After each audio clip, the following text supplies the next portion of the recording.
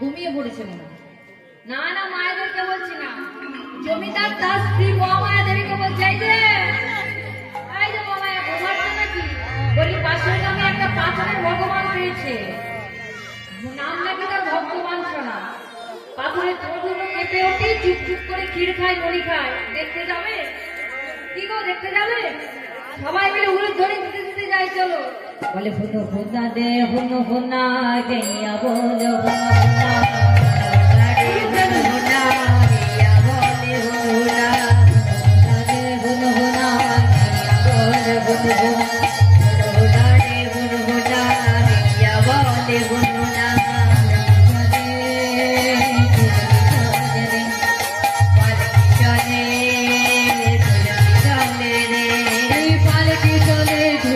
चले पालकी चले रे, पालकी चले दुलकी चले पालकी चले रे, चले गुनगुना गैया बोले गुनगुना, गुनगुना रे गुनगुना गैया बोले गुनगुना, गुनगुना रे गुनगुना गैया बोले गुनगुना, गुनगुना रे गुनगुना गैया बोले गुनगुना, गुनगुना रे दुलकी चले, गुनगुना रे गुनगुना गैया बोले गुनगुना।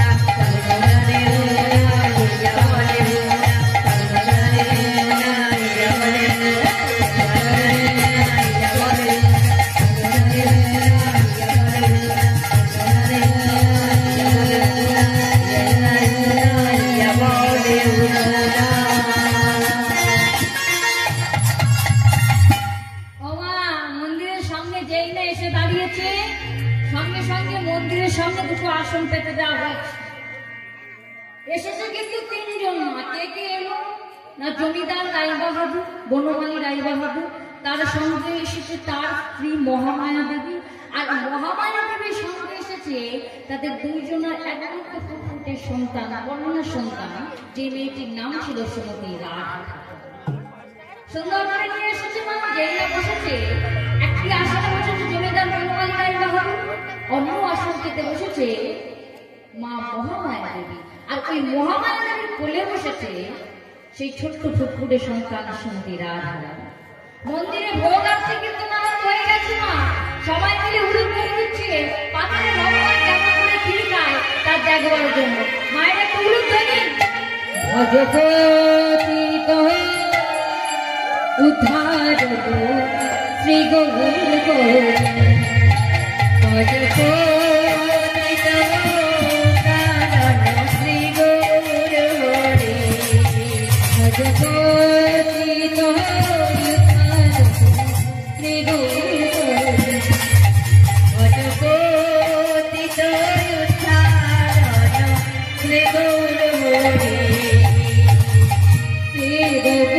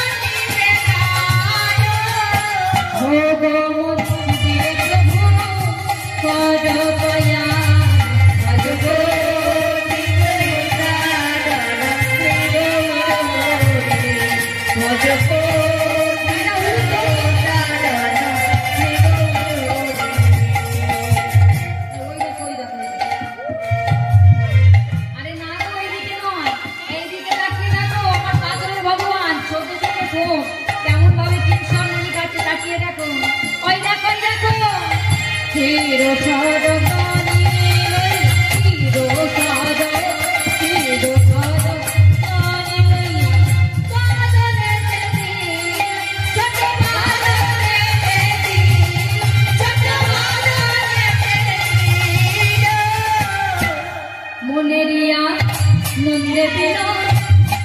গাইতে লাগি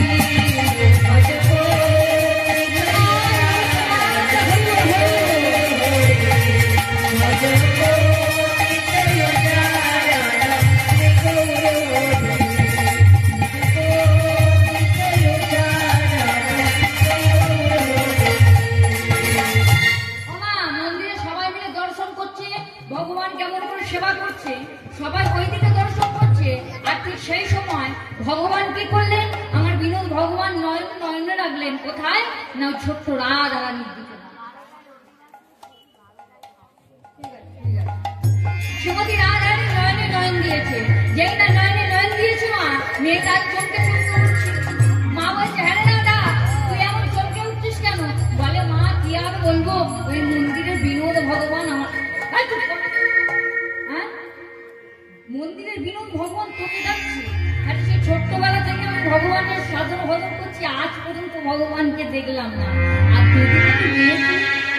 তোকে ভগবান ডাকছে বলে, এই যে ও দাদার বাবা, মেয়ের মাথা খারাপ হয়ে গেছে, যা হবার হয়েছে তাড়াতাড়ি প্রসাদ প্রসাদ যা নেবে দেবে কি তাও জানি না, প্রসাদ নিয়ে তাড়াতাড়ি চলো বাড়ি যায়, এইখানে আর থাকা যাবে না।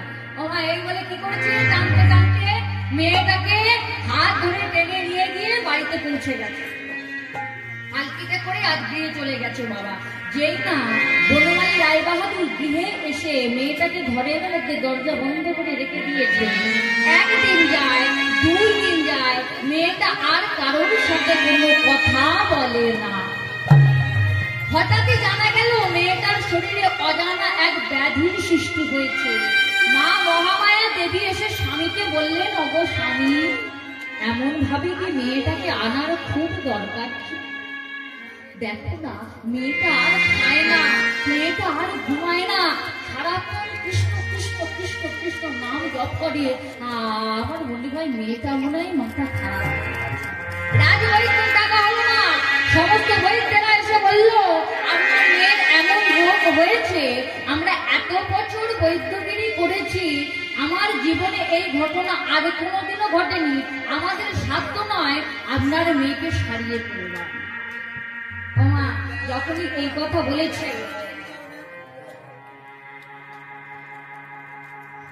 যখনই এই কথা বলেছে মা, তখনই বাবা মনে মনে চিন্তা করলেন, তাহলে যার কাছে গিয়ে আমার মেয়ের এই দশা, আমি কার কাছে যাব?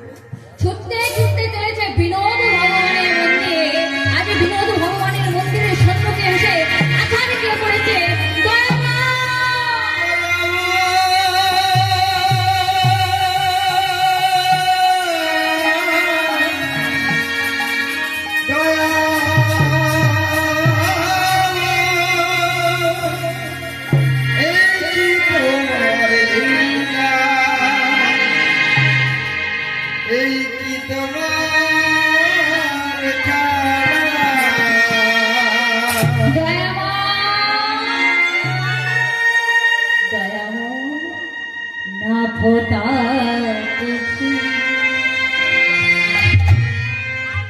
কেন ঝরে যায় মিটিল না ওই ফুলের আশা।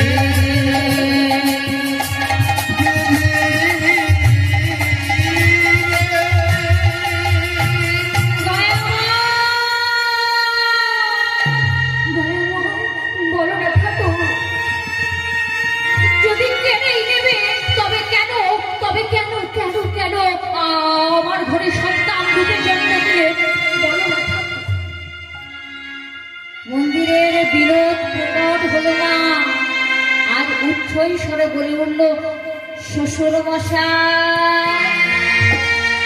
কি শ্বশুর মশাই? কি বিনোদ, তুমি আমার শ্বশুর মশাই বলছো কেন? শ্বশুর মশাই, যার মেয়েকে বিয়ে করবো তাকে শ্বশুর মশাই বলবো না, কি বলবো শ্বশুর মশাই? আরে তুমি তো আমার মেয়েকে বিয়ে করবে, কিন্তু আমার মেয়ের তো অবস্থা খুবই খারাপ। আমার মনে হয় আমার মেয়েটা কদিন পরে মারা যাবে। যদি না আমার মেয়েটাই থাকবে তাহলে তুমি বিয়ে করবে কার? বলে, শোনো জমিদার বনমালী রায় বাহাদুর, ওটা তোমার মেয়ে রাধা নয়। বৈকুণ্ঠে যখন রাধারানীর সাথে আমার মিলন হয়েছিল, তখন শ্রীমতী রাধারানী বলেছিল, ওটা দয়াময়, আমি শুনেছি মৃত্যুর নাকি একটা যন্ত্রণা আছে। মৃত্যুর যদি যন্ত্রণা থাকে, তুমি যদি ভগবান বলে, তবে ওই মৃত্যু যন্ত্রণা তুমি স্বীকার করলে কেন? আমার অন্তর্যামী ভগবান বলেছিল, ওগো বিনোদিনী, 100 বছর কৃষ্ণহারা বৃন্দাবনে নয়ন বাড়ি পরিসর করতে করতে, বৃন্দাবনে কাঁদতে কাঁদতে বৃন্দাবনের মাটিটা তুমি কর্দমাক্ত করে ফেলেছ, মানে মাটিটা কাদা করে ফেলেছ। তোমার চোখের জলের দাম আমায় দিতে হবে না বিনোদিনী। ও মায়েরা, ভালো করে শোনে, কাঁদালে কাঁদিতে হয়, কথা কবু মিথ্যা নয়। আপনার জন্য, আপনার অজান্তে হলেও যদি কারোর সামনে 1 ফোঁটা জল পরিশোধ হয়ে থাকে বাবা, সেই নয়নের জলের দাম আপনার দিতে হবে। শ্রীমতী রাধারানী বলেছিলেন, ওগো দয়াময়, তাহলে তুমি আমাকেও মৃত্যু যন্ত্রণা দাও। মৃত্যু যন্ত্রণা স্বীকার করে আমিও দেখতে চাই মৃত্যু যন্ত্রণার কাছে কৃষ্ণ বিরহ যন্ত্রণা তুচ্ছ। ভগবান বললেন, বেশ, বৃন্দাবনে দ্বিতীয়বারের জন্য তোমার জন্ম হবে জমিদার বনমালী রায় বাহাদুরের গৃহে। তুমি হবে রাধা রানী। 8 বছর বয়স পর্যন্ত তোমার আয়ু থাকবে। 8 বছর বয়সে তোমার বাবা একটি নিম গাছ কেটে তার মধ্যে তোমার হৃদয়টাকে আমি স্থাপন করাবো। ওই নিম গাছের দারু মূর্তির মধ্যে তুমি হবে আমার পাশে রাধা রানী। নিতাই গৌর প্রেমানন্দে হরি বল হরি বল বাবা। আজ শ্রীমতী রাধা রানী কি করলেন?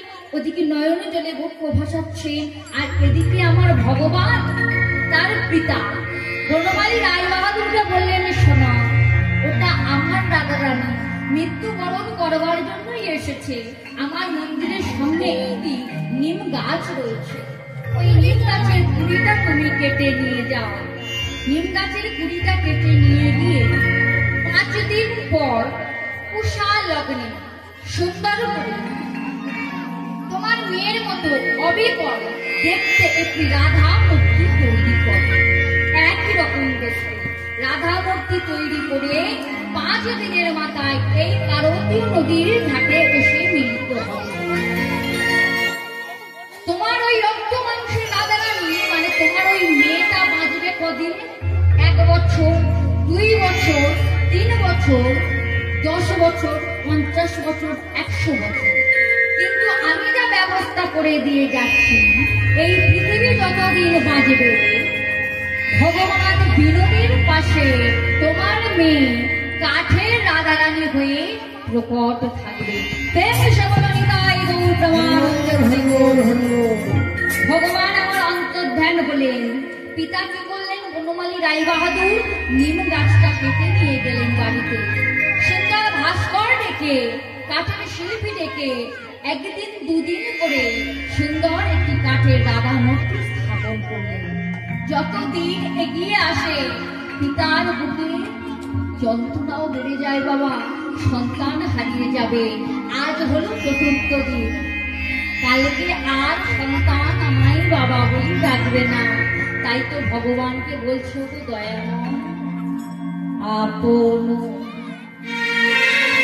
কর্ম ফলে তুমি গিয়েছো আমায় ভুলে, আপন কর্ম ফলে তুমি গিয়েছো আমায় ভুলে, আপন কর্ম ফলে তুমি গিয়েছো আমায় ভুলে,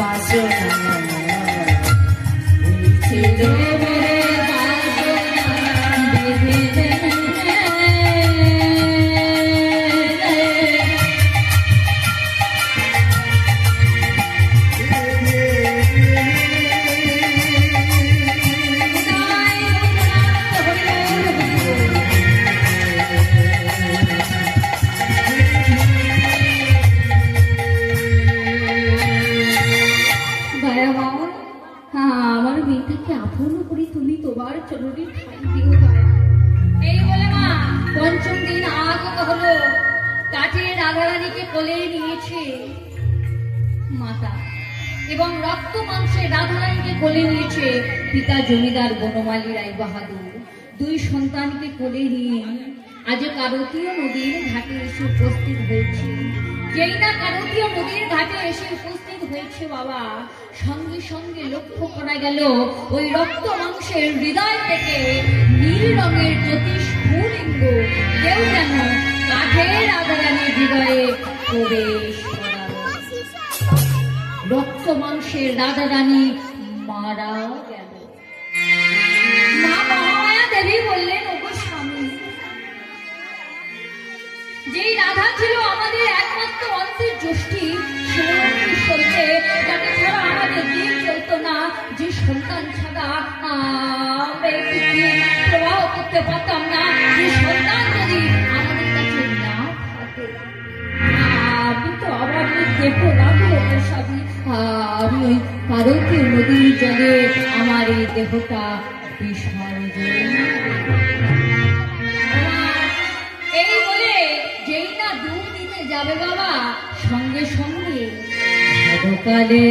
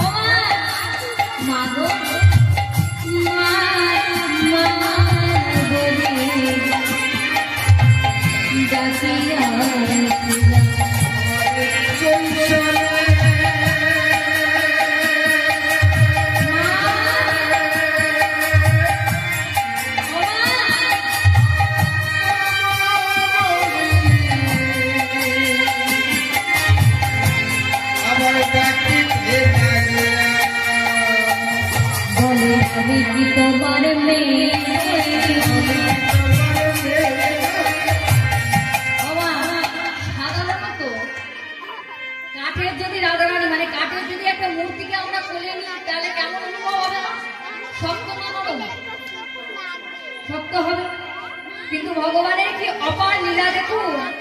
আজ রক্ত মাংসের রাধারানীটা মারা গেছে, কাঠের রাধারানীটাকে মা কোলে নিয়েছে, মাকে কোলে নিতে বলছি। মা কোলে নিয়ে দেখছে কাঠের রাধারানীর গাটা পুরো রক্ত মাংসের রাধারানীর মতো গরম আর নরম। বলে আমি কি তোমার মেয়ে, আমি কি তোমার মেয়ে, বলে আমি কি তোমার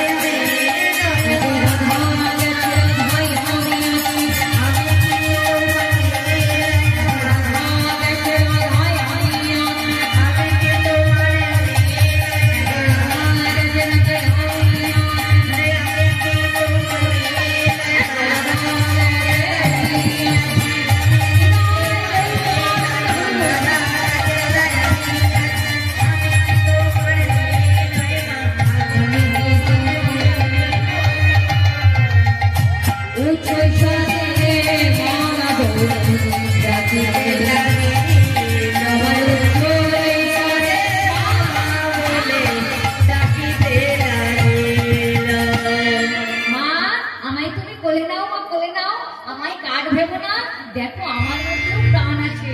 ও মা আজ কাঠের রাধারানীকে কোলে নিয়েছে, মা নিয়ে ভক্তির মধ্যে ঘুরে যেই না চুম্বন দিচ্ছে, মাকে রাধারানী বলছে ও মা আমাকে শুধু একলা দিলে হবে না, যা কথা দেওয়া ছিল ওই দেখো তোমাদের জামাই আসছে, তোমার জামাইয়ের সাথে ওই বিনোদীর সাথে আমাকে বিবাহ দাও মা। সমবেত শুধু গৌর ভক্ত মন্ডলী, ভক্তিমতী মায়েরা এবং বাবারা যারা বৃন্দাবনে গেছেন তারা জানবেন, যারা জাননি তারা জেনে নেন, যদি আবার যান দেখতে পাবেন, দর্শন করতে পারবেন। আজও বিয়ের জোর করিয়ে রাখা হয়েছে বৃন্দাবনে। এই বিগ্রহের নাম হলো জামাই বিনোদ। সবসময় বিয়ের জোর করিয়ে রাখা হয়। জামাই ষষ্ঠী তিথিতে বৃন্দাবনে এই উৎসব পালন করা হয়। তাই কেমন ভাবে ওই দেখো বর এসে গেছে, সবাইকে একটু উঠোনি বলে বরের বরের বলি বলে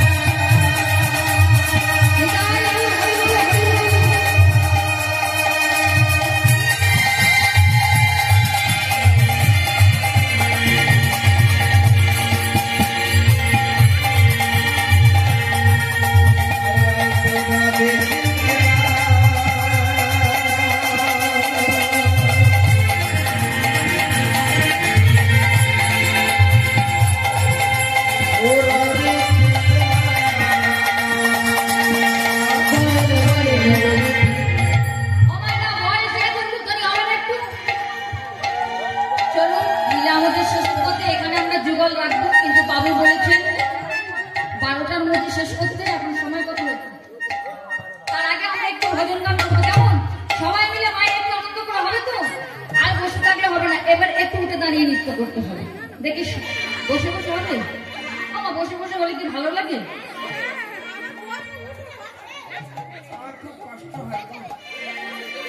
ও মায়েদের মনে পায়ে ডাউন ব্যথা নাকি? বাড়ি যাবেন না? ধুলালুট খেলবেন না? লুটের গান হবে না, আসবেন না তখন? আচ্ছা বেশি কিছু ডাকবেন, আপনাদের যাই দুটো বাহু চলবেই বসে বসে ভাই দেখি ভর্তি দেন, যা ভাই দেখি দেন। সবাই মিলে দেখি পেছনের মায়েরা দুটো বাহু দিলেন, পেছনের মায়েরা দেখি দুটো বাহু দিলেন। ও দেখি তাকে বাহু তোলেনি, তোলেও তোমাকে বলছি আপনার পেছনের মাটা কি ভাগিবাস।